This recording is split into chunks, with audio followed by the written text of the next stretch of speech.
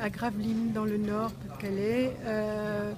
où nous avons invité la mairie de Gravelines, le Secours populaire, les enfants copains du monde, très généreusement. Et nous avons pu donc pendant 2 jours travailler. Premier jour, des contacts divers avec les comités d'entreprise qui soutiennent la cause sahraoui.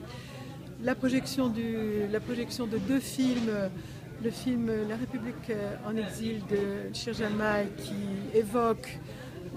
la vie dans les campements sahraouis et les témoignages des habitants des campements, de leurs désirs, de leur vie quotidienne et de leurs rêves très très tenaces de revenir dans leur pays,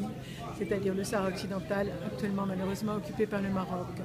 Le deuxième film était Dis-leur que j'existe, une histoire sahraoui qui retrace à travers notamment le parcours de Claude Mangin-Asfari et de son compagnon Nama Asfari, l'histoire des prisonniers politiques du groupe des Mizik qui ont été condamnés à la suite du démantèlement très violent du camp de protestation pacifique qui avait été construit à quelques kilomètres d'El Ayoun en octobre 2010 et qui a été complètement détruit par les forces marocaines, violemment, et au cours duquel effectivement il y a eu des victimes marocaines. Ils ont été accusés sur la base d'aveux stockés sous la torture, sans qu'il y ait aucun autre type de preuves recueillies, ni témoignages, ni autopsie, etc., lors d'un procès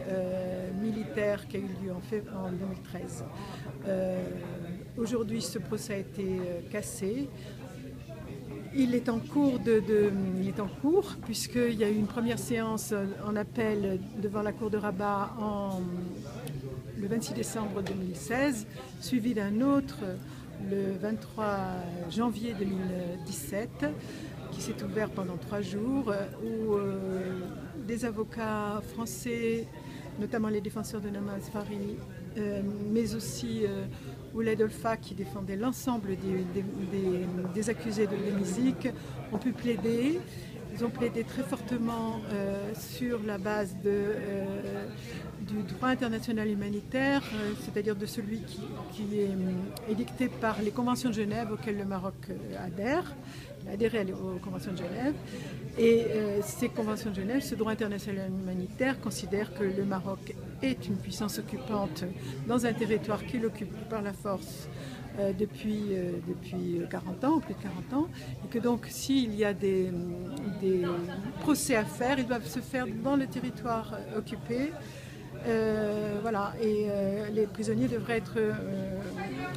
dans le territoire occupé également. Ceci a, comme on peut l'imaginer, créé un scandale au Maroc, mais c'est pourtant la vérité qu'il faut absolument qu'il soit développé. Et nous sommes très, très heureux à l'Association des Amis de la Race de soutenir fortement cette action qui est celle, il faut le dire et le rappeler, à l'origine de l'action des chrétiens contre la torture. Nous avons pas seulement parlé du procès, bien sûr, et des aspects de répression terribles qu'il y a au Maroc, et notamment au Sahara qui l'occupe, mais également des différents projets que nous menons en tant qu'association de soutien et de solidarité avec le peuple sahraoui, dans les campements où nous menons des actions de formation aux Français, des actions vers les centres de santé et aussi, bien sûr, le soutien politique que nous essayons d'apporter au Front Polisario et à la République arabe sahraoui démocratique qui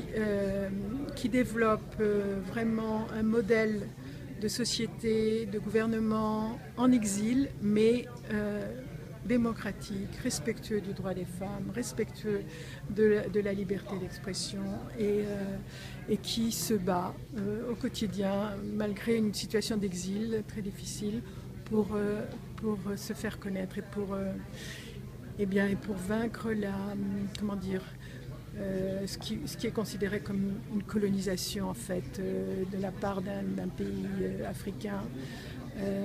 qui est une violence incroyable. Merci.